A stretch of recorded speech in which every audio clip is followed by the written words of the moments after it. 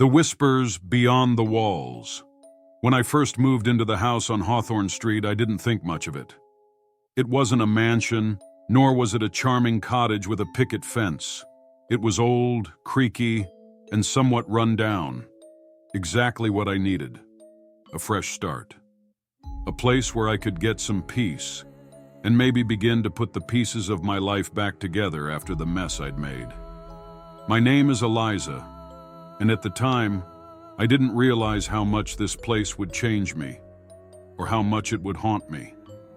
The house was just outside the city, tucked in a quiet neighborhood that hadn't seen much growth in years. It had character, even if it was a little rough around the edges. The floors creaked when you walked on them, and the walls had that slightly off-white hue that came with age.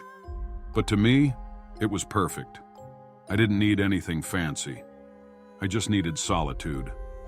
The first few weeks were uneventful. I spent most of my time unpacking, fixing minor things around the house, and getting used to the quiet. But it didn't take long for things to start happening. It started small, almost innocuous, just little things at first that I could easily dismiss. The flicker of a light bulb here, a shadow in the corner of my eye there. At night, when the wind howled outside, I could sometimes hear what sounded like soft murmurs from the walls. But I convinced myself it was the house settling or the pipes. Maybe I was just too tired. But then it happened again, more pronounced this time. I was sitting in my bedroom one evening, reading, when I heard it.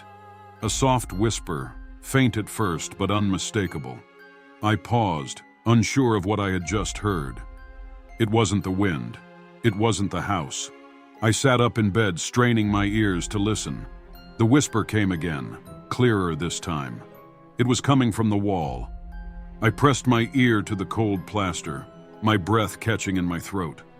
The voice was barely audible, but it was there.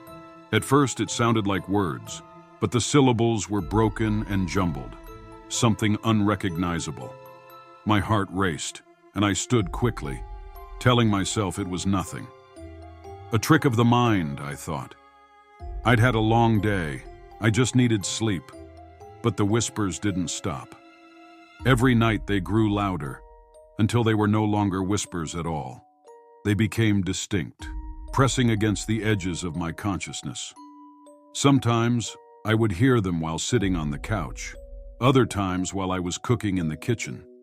It was like they were following me, trailing me from room to room, and always they came from the walls. I tried to tell myself I was imagining it.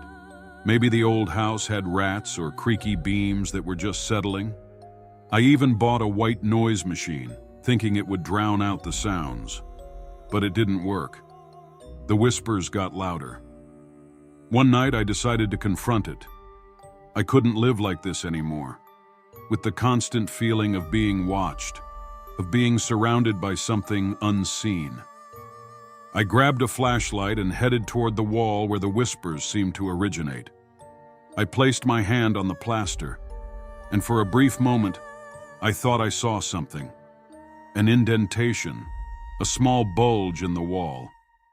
My pulse quickened as I ran my fingers over the surface, feeling the uneven texture. I wasn't sure what I expected, but I wasn't prepared for what I found. A crack. A narrow gap in the wall, almost invisible if you weren't looking for it. I ran my fingers along it, feeling the cool air rush through. My heart pounded as I considered the possibilities. What was on the other side? What had been sealed away? Without thinking, I grabbed a nearby screwdriver and began prying at the edge of the crack. It gave with a soft, almost reluctant creak. As I pushed harder, the wall shifted, revealing a hidden compartment. My flashlight flickered as I peered into the space beyond the wall. It was small, too small for a person to fit through, but it was enough for me to see something that made my blood run cold.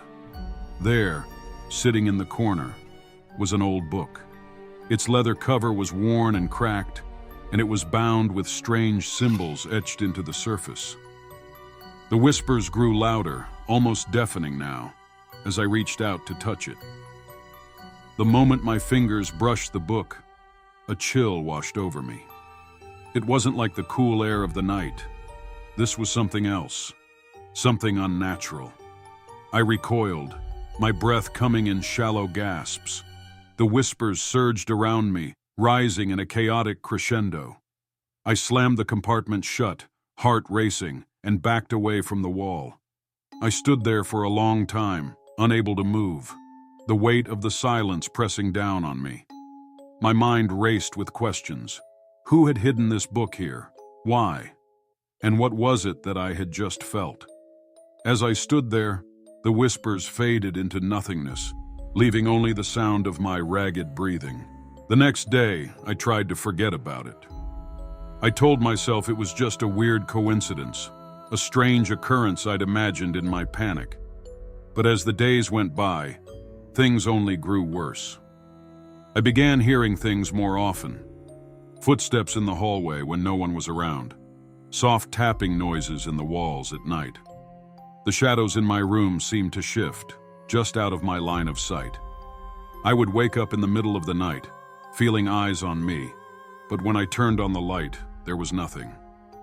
Then, one evening, I came home to find the door ajar. I had locked it before I left. I was certain of it. But now, the door stood open, as if someone had been waiting for me. I called out, my voice trembling in the quiet house. "Hello?" No answer, just the hum of the refrigerator and the distant thud of my heart. I stepped inside, cautiously closing the door behind me. Everything seemed fine at first, until I noticed the book. It was on the kitchen table, the very one I had found hidden behind the wall. My stomach dropped. I hadn't moved it. I hadn't touched it. The whispers returned then, louder than ever. I could hear them clearly now.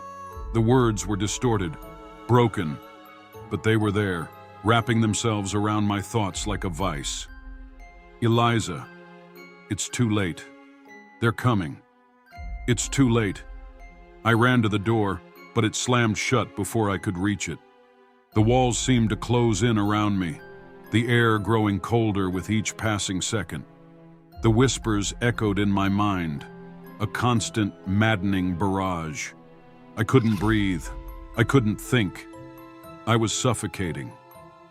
Then, in the deepest corner of my mind, a thought surfaced. A memory. The house had been abandoned for years before I moved in, the owner gone without a trace. I remembered hearing rumors about it, a family that lived there long ago, some tragedy, a fire, a disappearance. People said it was cursed, but I had dismissed it. I thought it was just small-town gossip. But now, standing in the heart of that house, I realized that whatever had been hidden in those walls had been there for a reason. Something that wasn't meant to be disturbed. Something ancient. I grabbed the book, my hands trembling, and shoved it back into the compartment. The whispers stopped instantly, as if they had been waiting for me to take action. But it wasn't over. I knew that much. The house felt different now, alive somehow, watching me. I left that night, packed a bag, and without a single look back, I drove away. I didn't even go to the police. What could I say? That I had been haunted by whispers? No one would believe me. And yet, I still hear them. The whispers. They're with me, even now, following me. Sometimes I think I can hear them in the walls of my new apartment, soft at first, then louder as the night wears on. I'm afraid it's never going to stop.